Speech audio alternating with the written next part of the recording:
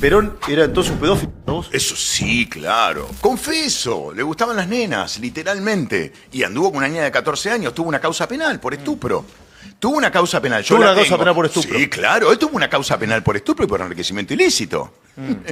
Es peronismo explícito una vez más. ¿Perón fue fascista? Obvio. ¿Fue fascista por qué? Porque ¿Por cerró qué? cientos de medios opositores, expropió a aquellos que pudo expropiar. Y no solo eso, Perón fue el primero en armar grupos de choques que se dedicaron a perseguir a aquellas personas que pensaban distinto para asesinarlas, encarcelarlas o desaparecerlas. Los desaparecidos en Argentina comienzan con Perón, entre el 46 y el 55. Perón ¿Quién, armó... por ejemplo? Y tenés muchos casos. Yo tengo la lista completa que en su momento elaboró la Liga de los Derechos del Hombre, que fue como decirte la CONADEP de estos años, donde tomó nota de cada caso y hubo muertos, desaparecidos y torturados por el Estado y encarcelados. Yo tengo los apellidos ahí Siempre guardados. cuento un caso muy conocido para nuestros pagos. Yo soy de La Plata. Sí. La movilización del 17 de octubre, que fue para pedir la liberación del coronel Perón, como todo el mundo sabe, la llevan adelante básicamente sindicalistas, ¿no? Sí. Y uno de los gremios más fuertes era el gremio de los trabajadores de la carne. Exactamente. Esos fueron los que lo ponen en el poder a Perón. Exacto. Surge de Berisso. Berisso es algo así como una capital del peronismo, gran ciudad Berisso, capital provincial del inmigrante, donde estaba el Armour y el Swift, donde había básicamente trabajadores de la carne, eran dos frigoríficos gigantescos. Y ahí hay un líder de izquierda, por supuesto, que se llama Cipriano Reyes. Vos lo conocés muy bien la historia. Cipriano Reyes acompaña a pedir la liberación de Perón, le da la mano a Perón. ¿Qué terminó pasando con Cipriano Reyes? En Cana. En Cana y con... Terminó en Cana y perseguido. Pará. Y con torturas atroces, lo hicieron mierda. El pobre tipo creo que hasta quedó estéril. Terminó hecho pelota porque Perón se lo quiso sacar encima porque era un competidor. Sí, exactamente. Cipriano Reyes era un tipo de la izquierda, los gremios eran de izquierda. Cipriano Reyes falleció en el año 98, por ahí búsquenmelo. Yo tuve la oportunidad de 2001, ahí está, yo tuve la oportunidad de entrevistarlo, de hablar con él, y la barbaridad que te hablaba de Perón es tremenda, ¿eh? Y fue el tipo que movilizó a los trabajadores de la carne para pedir la liberación. Llevarlo a Perón al poder ¿Lo y expliqué encima mal? su partido después fue proscripto porque formaba parte del Partido Laborista. Exactamente. Cuando te dicen que Cristina está proscripta, el único partido político que proscribió otros partidos fue el peronismo, que proscribió el laborismo. ¿Por qué? Porque les creaba competencia, necesitaba sacarse de encima a la gente que le hacía sombra. Perón fue un perverso que le hizo un gran daño a este país que hoy seguimos pagando, lamentablemente. ¿Por qué hoy cuestiones tan tangibles como las que estás contando se niegan? Porque la negación es una tradición peronista. Porque en realidad todo lo que te dicen ellos a vos es lo que ellos son. Es una proyección, si querés, psiquiátrica. Pero es real, como te dicen, son negacionistas porque ellos lo son. Sos fascista. Para que entiendan, ellos fueron los que inventaron la táctica de desaparición de personas y de robo de bebés, porque no arrancó en el 76, esto arrancó en el 74 y en el 73. El robo de bebés en el 74, en el 73 la táctica de desaparición y asesinato de personas que no estaban de acuerdo con el régimen. Cuando podían haber resuelto las cosas de otra manera, porque Lanús en eso fue mucho más vivo, armó un camarón, los tenía todos enjaulados y no había quilombos, pero lo liberó para matarlo por afuera, porque el objetivo fue ese. Lo pone primero a Cámpora como mascarón de prueba para que hiciera el laburo sucio, no le salió y termina él asumiendo. Porque lo que hizo muy inteligente Perón es que describan primero el movimiento y después a mí. ¿Por qué? Pues necesitaba poner un títere que hiciera el laburo sucio. ¿Cuál era el laburo sucio? Achicar el Estado y matarlos por afuera del Estado. Esta es la realidad. Sí, por eso tenés un Ezeiza que te lo explica con claridad.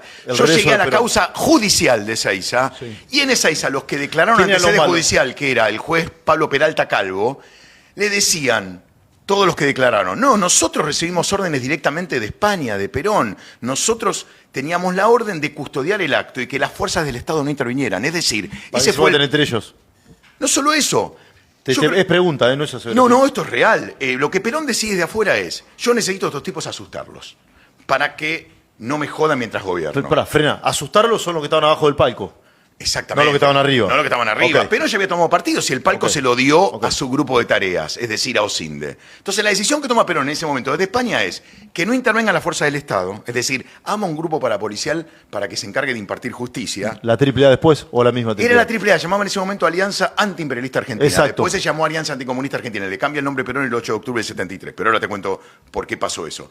Pero en ese momento, el 20 de junio del 73, Perón, cuando manda a su grupo parapolicial a custodiar el acto, El tipo tiene en la cabeza lo siguiente, porque aparte él actuaba de esa manera, ya había actuado así entre el 46 y el 55. Yo a estos tipos tengo que asustarlos, voy a cargarme un par, voy a desaparecer un par, voy a torturar un par.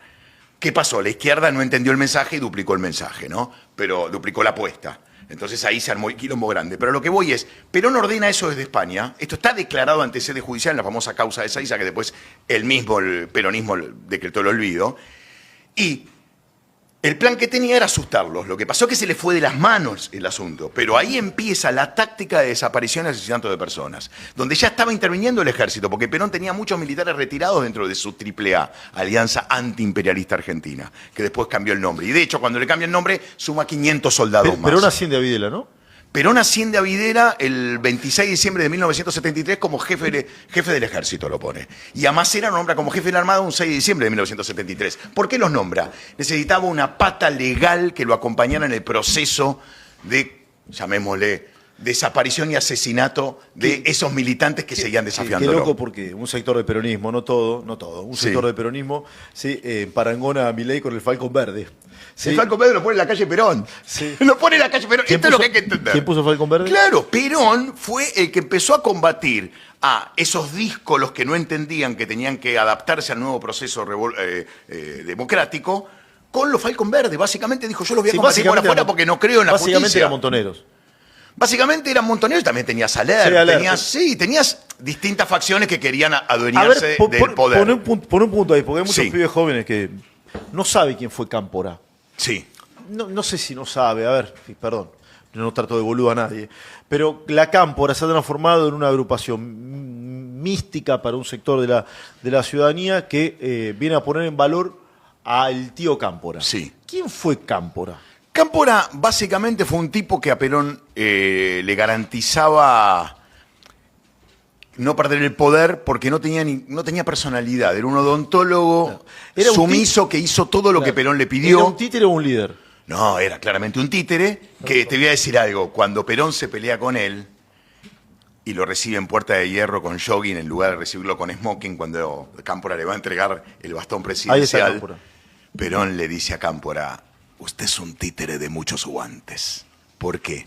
Porque en realidad lo que le quería decir el general era que en realidad era un títere de guante de muchas manos. Porque era muy manejable Cámpora, lo podía manejar cualquiera. Era un tipo sin personalidad, era una hoja en blanco. Cualquiera podía escribir algo sobre lo que se le ocurriera en ese momento y el tipo te lo iba a repetir, porque no tenía ni capacidad de liderazgo ni nada para dar, y por eso Perón lo elige, porque necesitaba un tipo que en definitiva le pusiera la cara a las cosas que había que hacer, que básicamente eran dos: achicar el Estado y liberar presos. Liberar presos para matarlos por afuera. Sí. Porque eso es lo que nunca se contó. El plan siempre fue ese. Perón sabía que no los iba a poder controlar desde el Estado, pero como su gobierno había podido controlar a la izquierda por fuera del Estado, volvió a hacer lo mismo. Nada más que esta vez se le fue de las manos el tema y él estaba más viejo. Sí, para hacer una analogía, Sí. sí, si me permiten y si es válida. Cámpora fue un ser dañino o siniestro. Yo diría dañino, muy dañino para la historia argentina. Vos me dirás siniestro, no sé. ¿Y hay un parangón con la Cámpora de ahora o no? ¿Se entiende dónde voy o no? Sí, claro. Yo creo que fue un tipo súper dañino, ¿no? Sí, siguen haciendo daño porque salen caros. Porque el problema de fondo es que encima tenemos que bancarlos. La Cámpora es dañina.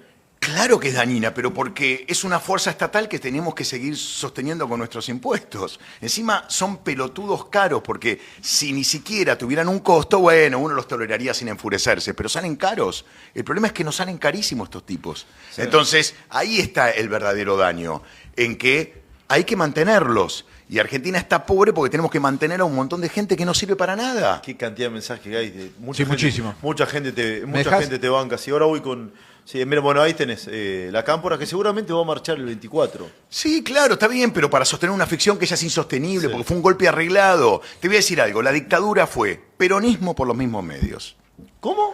La dictadura fue peronismo por los mismos medios, fue una dictadura, como ellos les gusta llamarla, cívico, yo le agrego eclesiástica y peronista, porque el verdadero cerebro de la dictadura... No fue cívico-militar, fue cívico, eclesiástica y peronista. ¿Por qué? Porque el verdadero cerebro de la dictadura fue Macera, que era peronista. De hecho, Isabel lo elige a Macera en 1983 como compañero de fórmula de Luder.